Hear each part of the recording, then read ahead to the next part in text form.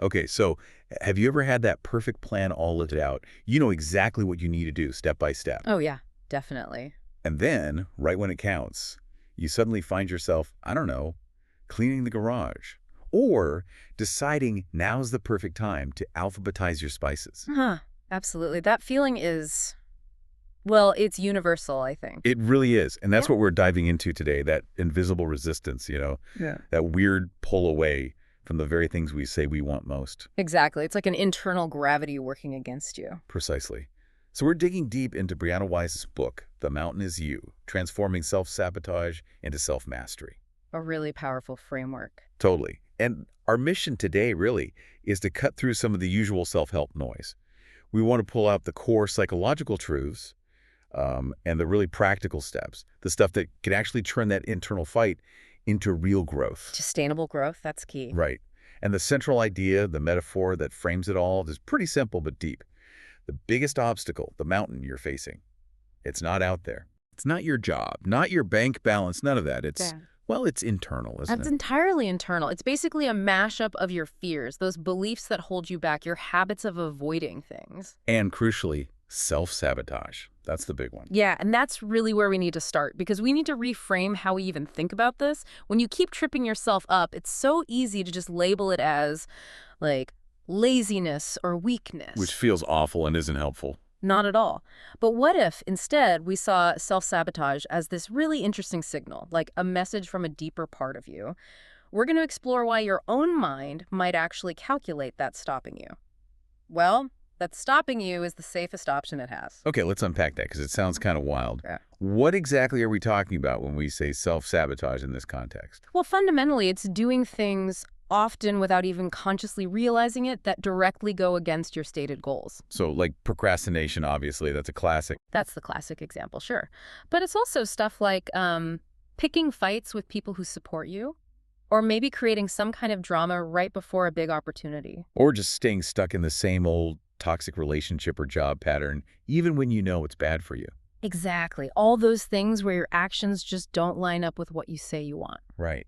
And the book's big insight here is this isn't just random screw-ups. Not at all. The core idea is that self-sabotage is actually a kind of protective mechanism. Flawed, yes, but protective. Protective. Mhm. How? It feels like self-destruction. I know it sounds backward, but think about it from the subconscious mind's perspective. It's trying to shield you from what it perceives as a bigger pain. Okay, like what kind of pain? Well, maybe the pain of rejection if you really put yourself out there, or the pain of finding out you weren't actually good enough if you gave it your all and failed. Ah, so if you quit early or Yeah. stay small, you avoid that potential pain. Exactly. It's like risk management, just really, really bad risk management that keeps you stuck in a smaller, maybe more miserable, but familiar kind of pain. Okay, that makes a weird kind of sense. So the mountain in the book's metaphor, that's this resistance. That's the resistance made solid, yeah. Yeah. It represents all that unresolved stuff, the trauma, the fear, the discomfort with change, all the things you've been avoiding dealing with. And Wist's point is you can't just go around it. Nope.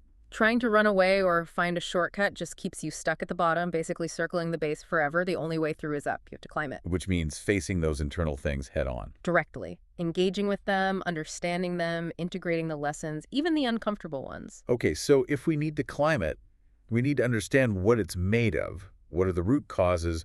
What's the subconscious so afraid of? Right. If we connect this to the bigger picture, there are a few usual suspects driving this whole protective, self-sabotaging thing. Fear of failure is probably number one, right? That's a huge one, definitely. But maybe even more interesting, and you touched on this earlier, is the fear of success. Yeah, that one always gets me. Why fear the thing you're working towards? Well, think about it. Success often demands big changes. It might mean your identity shifts, you know? Suddenly you have this new standard to live up to. Or maybe old friends don't relate to you anymore. Exactly. Relationships might change, the landscape of your life changes, and your mind, prioritizing safety and familiarity, might just go, whoa, this is too much unknown territory, let's just stay where we know the rules. So it prefers the dissatisfaction it knows over the potential instability of success. Often, yes. Identity stability can feel more crucial than happiness or achievement, subconsciously speaking. It sounds nuts, but it's a powerful force. Wow. Okay, what else? Unprocessed emotions are huge. Old hurts, resentments, grief, if they're buried, they exert this pull, and tied into that is low self-worth. Ah, the I don't deserve it feeling. Precisely. If deep down you don't feel worthy of the goal, the success, the happy relationship, whatever is your subconscious, will find clever ways to prove that feeling right. It'll manufacture evidence. So you engineer the failure to confirm the belief. Ouch. It's a vicious cycle. You choose the familiar pain over the uncertain possibility of something better because, hey, at least you know how to handle this pain. It's contained. It feels safer in a really twisted way. Like a self-made prison. Absolutely. Which leads us right into the practical side. How do you start dismantling the prison? The key is pattern recognition. Okay, so becoming a detective of your own behavior. Exactly. Your current patterns, the ways you repeatedly stumble, they hold all the clues you need. You have to get really honest and observant. Notice when it happens, like the specific moments you tend to bail or procrastinate or pick a fight. Yes. Is it right when things start going well? Right before you have to be vulnerable, just as you're about to make a big commitment. Those trigger points. They're like bright flashing arrows pointing directly at the fear or the unresolved issue that needs your attention, needs healing, really. And when you see the pattern, understand the trigger. What then? Does the pain just go away? Not instantly, no, but the perspective shifts. That pain, that discomfort you feel in those trigger moments, it stops being just pain. It becomes data. Data. Yeah, information. It's signaling something important. Maybe a boundary needs adjusting. Maybe a core belief needs examining. Maybe your sense of self-worth needs tending to. So instead of running from the feeling, You lean into it. You get curious about it because if you run, you stay stuck. If you can actually sit with that discomfort, that psychological resistance, that's where the change happens. growth is uncomfortable, right? By definition, if it felt easy and comfortable, you'd already be there. You wouldn't need to grow into it. Okay, so this is all happening largely unconsciously. How do we make it conscious? Yeah. How do we actually stop the cycle in the moment? Right. This is crucial. The book really emphasizes awareness and emotional intelligence as the starting point. You can't change what you're not aware of. So mindfulness, self-reflection, that kind of thing. Exactly. Things like journaling, paying attention to your thoughts without judgment, maybe even meditation. Tools that help you shine a light into those subconscious corners. Interrupting the negative self-talk before it turns into action. Precisely. Catching it. Seeing it for what it is, often an old, outdated protective program. But awareness alone isn't enough, is it? You see the pattern, but you might still repeat it. Correct. Awareness is step one. Step two is actively working to change the underlying programming. You have to challenge and replace those limiting beliefs. Okay, give me an example. How does that work in practice? So let's say you catch that thought. If I try this new project, I'll probably fail and everyone will think I'm an idiot. Yeah, a common one. Okay, so first you notice it. Awareness. Then you actively challenge it and reframe it. You consciously practice thinking something different, something more empowering, like, okay, this feels scary, but every attempt, successful or not, builds experience. Failure is just feedback. So you're rewriting the internal script. You are consciously rewriting the script, yes, and practicing that new script until it starts to feel more true, more automatic than the old one. That takes work, consistency. It absolutely does. It's not a one-time fix. Another big part of this is shifting away from needing to control everything. Ah, the control freak tendency. I What? know it well. Yeah. When we don't trust ourselves to handle uncertainty, we try to micromanage outcomes. And when life inevitably throws a curveball, which it always does, we panic and might self-sabotage just to regain a sense of control, even if it's control over failing. So the antidote is trusting yourself more. Radical self-trust, yeah. Building the belief that, okay, I don't know exactly how this will turn out, but I trust that I have the resilience, the resources, the ability to handle whatever happens. Letting go of controlling the outcome, trusting you can handle the process. That's a huge part of the mastery Wiest talks about. Okay, this is making sense. So What? what are the really practical tools the book offers to help with this reprogramming? You mentioned journaling. Yes, there are 4 key practices highlighted, and they all kind of work together. Journaling is the first one. But not just Dear Diary stuff. No, definitely not. It needs to be targeted. Think of it like mapping your internal landscape. You write down, what was the self-sabotaging action? What emotion did I feel right before it? And what underlying thought or belief might have been driving that feeling and action? Okay, so really dissecting the moment. Like, Action. Avoided sending the important email. Emotion. Intense anxiety. Belief. Maybe if I send this, they'll expect too much from me later. exactly like that. You're making the unconscious conscious. turning automatic reactions into data points you can actually examine. Got it. What's next? The second tool is tiny wins. This is all about combating that overwhelm, that feeling that change has to be this huge, terrifying leap. Which often paralyzes us. Totally. So instead, you break down your big goals into almost ridiculously small, consistent daily actions, things you know you can do. Like, not write the whole book, but write for 5 minutes. Exactly. Or make one healthy food choice today. Or have one difficult conversation for 10 minutes. These tiny, achievable wins build momentum, but more importantly, they rebuild self-belief. They prove to your subconscious, brick by tiny brick, that you can follow through. It's much more effective than trying for massive leaps and then crashing. Okay, tiny wins, makes sense. What's number 3? Number 3 is shadow work. Okay, wait.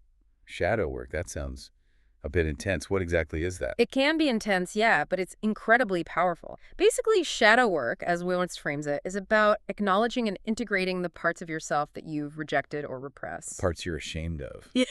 Or try to hide. Yeah. The feelings, the memories, the personality traits that you decided were bad or weak or unacceptable, so you push them down into the metaphorical shadow. But they don't just disappear down there, do they? Not at all. They hold a lot of energy, and often they're the hidden drivers behind self-sabotage. They leak out sideways, or they try to get your attention in destructive ways because they haven't been acknowledged or dealt with healthfully. So shadow work is about facing those parts, making peace with them. It's about bringing them into the light, understanding why they developed, and accepting them as part of you rather than fighting them constantly. When you accept them, you integrate their energy, and they lose their power to unconsciously derail you. You reclaim that energy. Okay, it sounds challenging but necessary. And the fourth tool? The fourth one is accountability. Simple, but effective. Sharing your goals with someone. Yes. Sharing your goals, maybe even your patterns and your struggles with someone you trust. A friend, a coach, a therapist, a partner. Why does that help? It externalizes the commitment. It's not just you wrestling with yourself anymore. When that sneaky self-sabotaging part of your mind tries to pull you back into old habits, knowing someone else is aware, someone else is checking in, it just adds another layer of motivation to stick with it. It makes it harder to quietly give up. Right, it raises the stakes a little. It does. And tying all these tools together really is this underlying theme of vulnerability. Which we often see as weakness. Exactly. But Wiest argues, and I think she's right, that vulnerability is actually strength. Those parts you hide, the mistakes you've made, the flaws you try to cover up.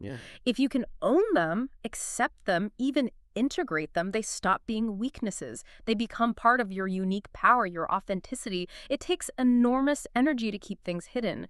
Vulnerability frees up that energy for actual growth. That's a powerful reframe. So with all this work, the awareness, the belief shifting, the tools, what does self-mastery actually look like at the end of the day? Is it like you never self-sabotage again, you're perfect? Oh, definitely not perfection. That's not the goal, and probably not possible. Self-mastery isn't about never struggling.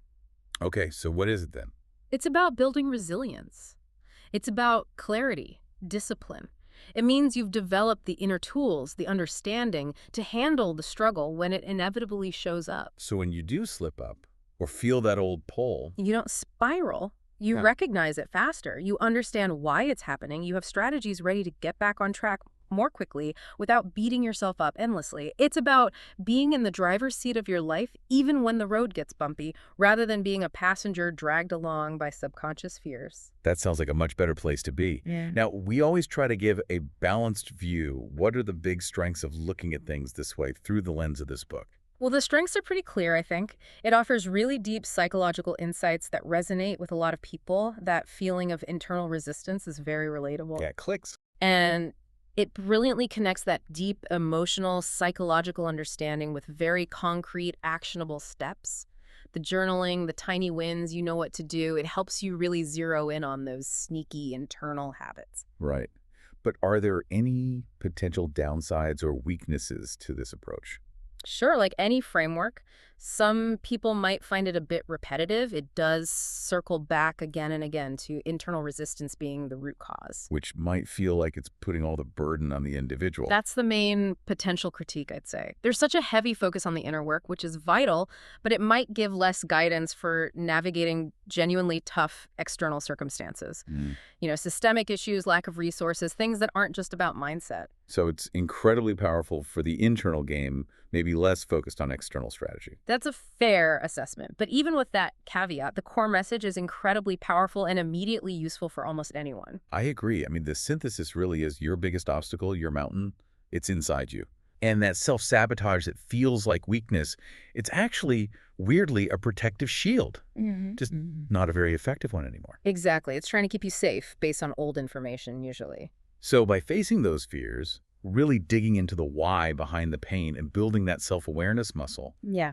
you can actually transform the struggle, turn it into strength, and finally start making that climb. That's the essence of it. So maybe we can leave you, the listener, with a final thought to chew on based on all this. Yeah. If we accept that your self-sabotage is fundamentally an attempt to protect you from some kind of pain acting like a shield, Okay. then the question becomes, what specific pain are you letting that shield protect you from today, Yeah. right now? And maybe more importantly, is the weight of carrying that shield, maintaining that defense, actually heavier, more burdensome now than the potential growth, the opportunities, the success you're giving up to stay behind it? Wow. What's the real cost of that safety? Exactly. Yeah. What are you truly paying for the comfort of the familiar, even if the familiar kind of hurts? Something to think about.